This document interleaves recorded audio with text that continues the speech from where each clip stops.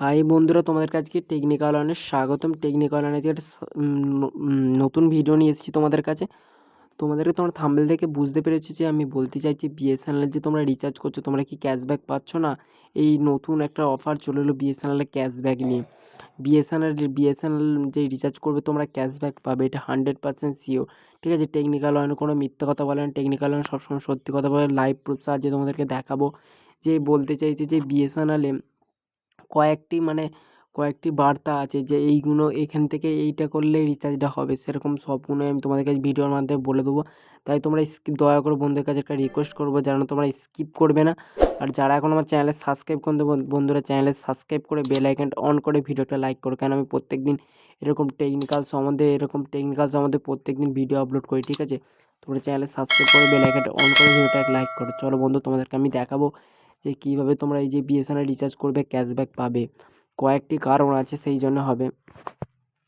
দেখতে যেখানে বলতে চাইছি বিএসএনএল রিচার্জে ক্যাশব্যাক পাওয়ার কয়েকটি উপায় রয়েছে। বিএসএনএল রিচার্জে ক্যাশব্যাক করবে কয়েকটি উপায় আছে, তার মধ্যে বিনামূল্যে চার্জ। দেখো, 1 নম্বর হচ্ছে সর্বোচ্চ 40 টাকা সহ বিএসএনএলে রিচার্জে 100 পর্যন্ত ক্যাশব্যাক পাবে। বলছে সর্বোচ্চ তোমরা 40 টাকা পর্যন্ত বিএসএনএল রিচার্জে ক্যাশব্যাক পাবে, এটা 100% গ্যারান্টি দিচ্ছে। এবারে পেটিএম, তোমরা যদি পেটিএম থেকে রিচার্জ করো তাহলে কী কী অফার আছে দেখো।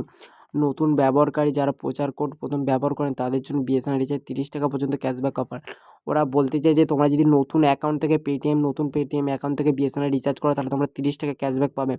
এবার এয়ারটেল পেমেন্ট ব্যাঙ্ক দিয়ে তুমি যদি বিএসএনএল রিচার্জ করো তাহলে কী বলতে চাইছে দেখো। বিএসএনএল রিচার্জে ক্যাশব্যাক অফার করে যা ব্যবহারকারীদের ব্যাঙ্ক অ্যাকাউন্টে প্রতিফলিত হয়।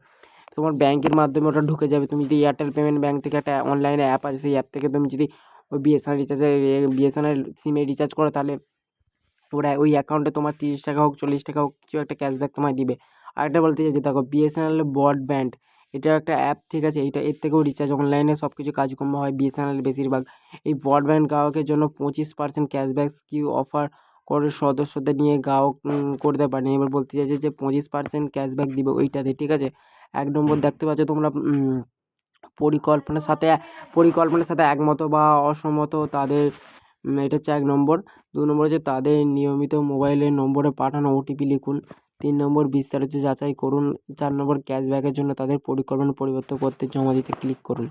ঠিক আছে, এটা বলতে চাই যে যারা তোমরা নতুন বিএসএনএল সিম নিয়েছো তারা এবার তোমরা যদি দোকানে তোমরা রিচার্জ করো, দোকানদের লাভ হচ্ছে। যাদের পেটিএম ফোনপে আছে, ফোনপে বাদে পেটিএম আছে, যা এয়ারটেল পেমেন্ট ব্যাঙ্ক আছে, তার ব্রডব্যান্ড আছে, তোমরা কেন দোকান থেকে ভালো? তো তোমার 30 টাকা তোমার বেঁচে যাচ্ছে, সেটাই ওরা বলতে চাইছে। তোমরা যাচাই করো ব্যাপারটা নিয়ে।